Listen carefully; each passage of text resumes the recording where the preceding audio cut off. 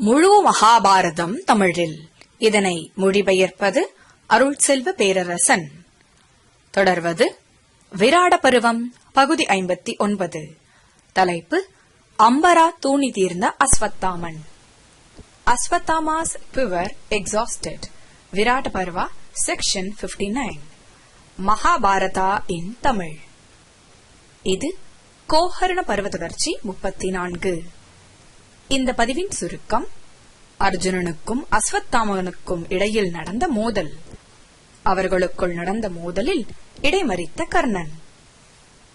இப்பொழுது விராட பருவம் பகுதி 59 அம்பரா தூணி தீர்ந்த அஸ்வத்தாமன். இப்பதிவிற்குள் நுழைவோம். வைசம்பாயனர் ஜனமேஜயனிடம் சொன்னார். பிறகு, ஓ வலிமை மிக்க மன்னா ஜனமேஜயா, போர்க்களத்தில் துரோணரின் மகன் அஸ்வத்தாமன் அர்ஜுனனுடன் மோதினான். கணைகளை மழையெனப் பொழிந்து மோதலுக்கு விரைந்து வந்த அவனை, அந்த அஸ்வத்தாமனை கண்ட பிருதையின் மகன், அந்த குந்தியின் மகன் அர்ஜுனன் கணைகளின் மேகத்தால் அவனை, அந்த அஸ்வத்தாமனை வரவேற்றான். தேவர்களுக்கும் தானவர்களுக்கும் இடையில் நடைபெற்ற மோதலை போன்று அந்த மோதல் பயங்கரமாக இருந்தது. அவர்கள் ஒருவர் மீது ஒருவர் விரித்திரனையும் வாசவனையும், அதாவது இந்திரனையும் போல கணைகளை அடித்துக் கொண்டனர். கணைகளை கொண்டு ஆகாய விரிவின் அனைத்து பக்கங்களையும் மறைத்து, சூரியனை முழுமையாக மறைத்து, காற்றே நின்று போகும்படி போரிட்டனர். ஓ எதிரி நகரங்களை வெல்பவனே ஜனமேஜயா, அப்படி அவர்கள் ஒருவரை ஒருவர் தாக்கிக் கொண்டபோது நெருப்பிலிடப்பட்ட மூங்கில்களில் எழுவது போல உரத்த ஒலிகள் அங்கே எழுந்தன. ஓ மன்னா ஜனமேஜயா, அர்ஜுனனால் கடுமையாக தாக்கப்பட்ட அஸ்வத்தாமனின் குதிரைகள் குழப்பத்தில் ஆழ்ந்து எந்த திக்கில் செல்ல வேண்டும் என்பதில் நிலை குறைந்து நின்றன.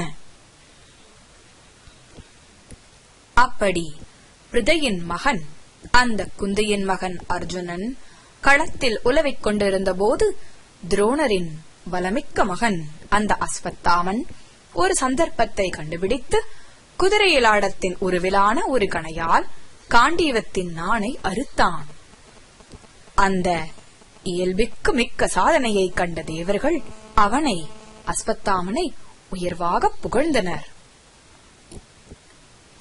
நன்று செய்தாய், நன்று செய்தாய் என்று ஆச்சரியப்பட்ட துரோணர், பீஷ்மர், கர்ணன், வலிமை மிக்க வீரரான கிருபர் ஆகிய அனைவரும் அவனது அந்த சாதனையை பெரிதும் பாராட்டினர்.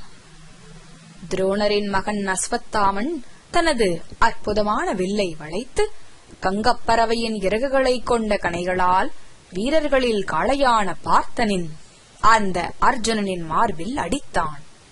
அதன் பேரில் உரக்கச் சிரித்த வலிமையான கரங்களை கொண்ட பிருதையின் மகன் அந்த அர்ஜுனன் காண்டீவத்தில் புதிய வலிமையான நாணை பொருத்தினான்.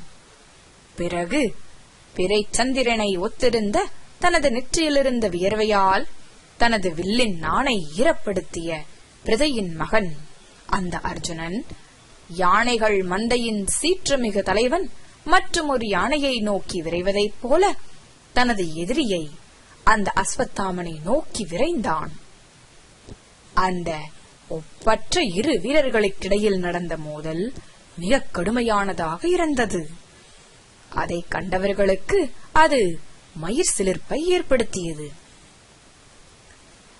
இரு வலிமை மிக்க யானைகள் போல அந்த இரு வீரர்களும் போரிட்ட போது குருக்கள், அந்த கௌரவர்கள் அதை ஆச்சரியத்துடன் கண்டனர்.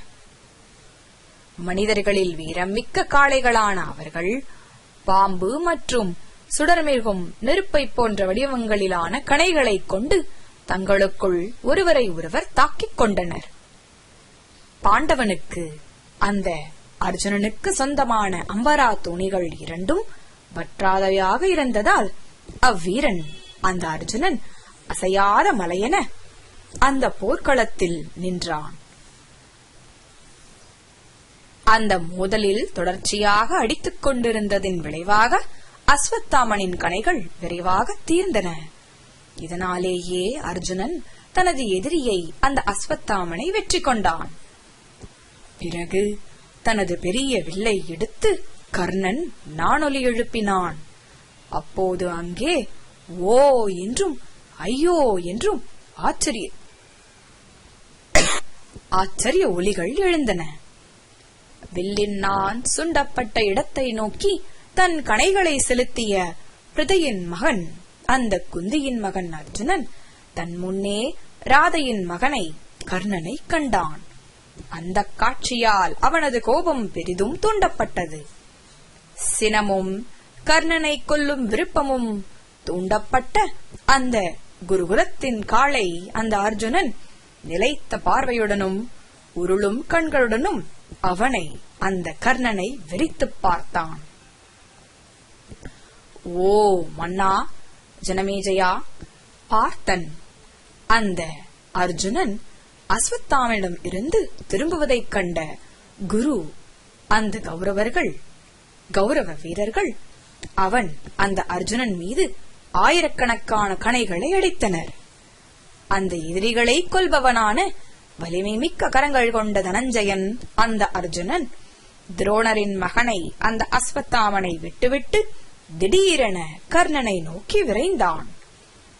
கோபத்தால் கண்கள் சிவக்க கர்ணனை நோக்கி விரைந்த அந்த குந்தியின் மகன் அர்ஜுனன் அவனுடன் தன்னந்தனியாக ஒற்றைக்கு ஒற்றையாக போரிட விரும்பி இந்த வார்த்தைகளை சொன்னான். இத்துடன் வீராட பருவம் பகுதி 59